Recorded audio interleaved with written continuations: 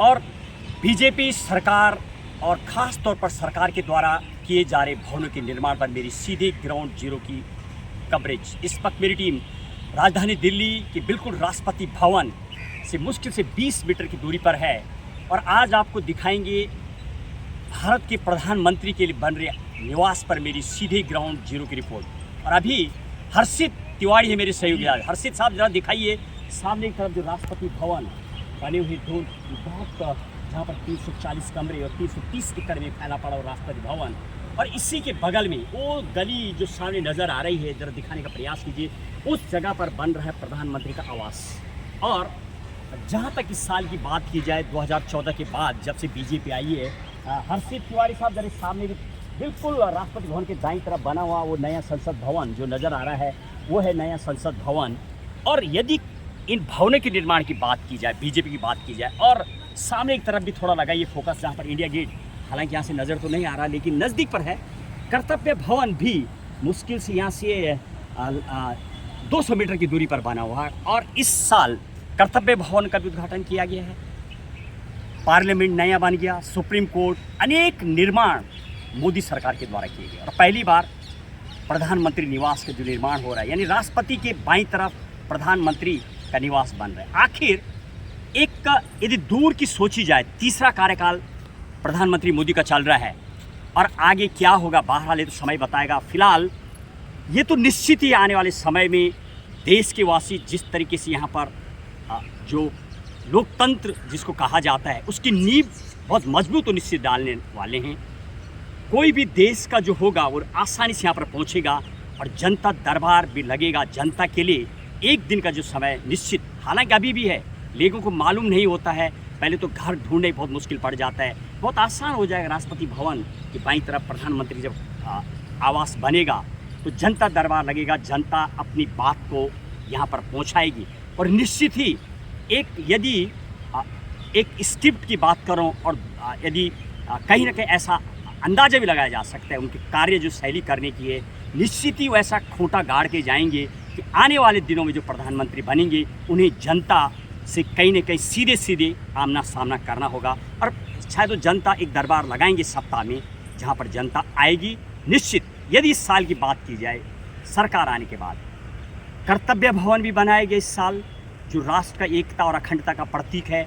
उसके अलावा यदि बीजेपी सरकार आने की बात की जाए नेशनल वार मेमोरियल जहाँ पर तमाम जो भी वार हुए आज तक, कारगिल वार 62, 65 और 71, तमाम वो वीर शहीद सैनिक जो देश के लिए जिन्होंने अपने प्राणों को निछावर किया उनका पूरा विवरण युद्ध का नेशनल वार मेमोरियल बना हुआ है।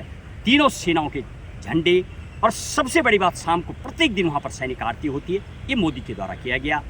सुप्रीम कोर्ट का भवन नया बनना, संसद भवन का नया बनना जहाँ पर राज्यसभा लोकसभा कार्रवाई चलती, बिल्कुल मुश्किल से मेरी दाईं तरफ वो जगह बनी हुई है।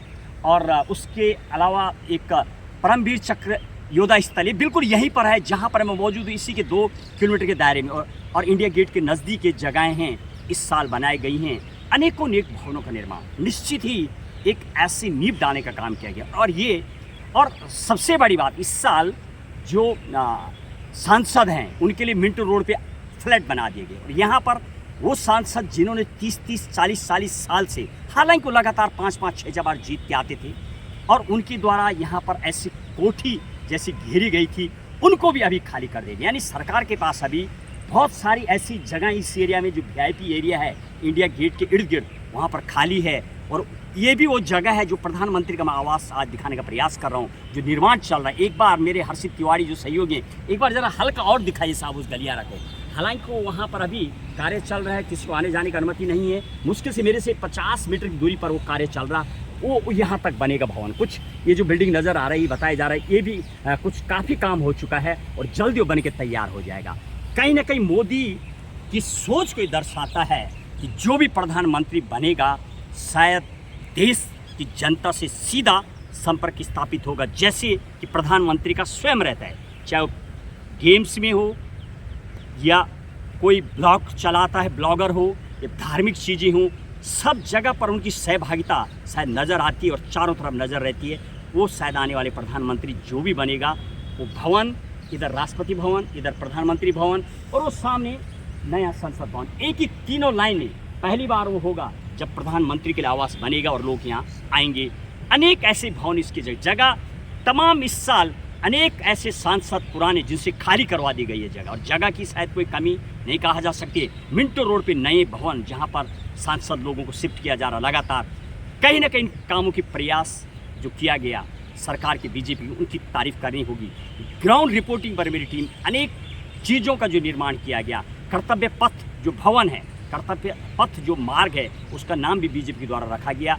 इसके अलावा राष्ट्रपति भवन के पीछे जो उद्यान पार्क जो मुगल गार्डन हुआ करता था, वो अमृत उद्यान उसका नाम रखा गया। साल में सिर्फ एक बार खुलता था, पूर्व में फरवरी को 1 तारीख से 15 फरवरी, और अब साल में 4 बार खुला है। पिछले महीने खोला था, लगातार बच्चों के लिए खोल दिया गया। ये भी बीजेपी अब्दुल कलाम जब राष्ट्रपति थे तब और वाजपेयी साहब के ज़माने में 2-3 बार खुलता था, और अब तो काफ़ी बार खुल चुका है। तो सरकार के सराहनीय कार्य कहीं ना कहीं धरातल में जो काम दिखाई दे रहे हैं, और ख़ास तौर पर प्रधानमंत्री के बन रहे निवास पर मेरी और भवनों के निर्माणों पर सीधे ग्राउंड जीरो की रिपोर्ट हर्षित तिवारी के साथ महेश बोगना, गंगा 24 एक्सप्रेस, दिल्ली।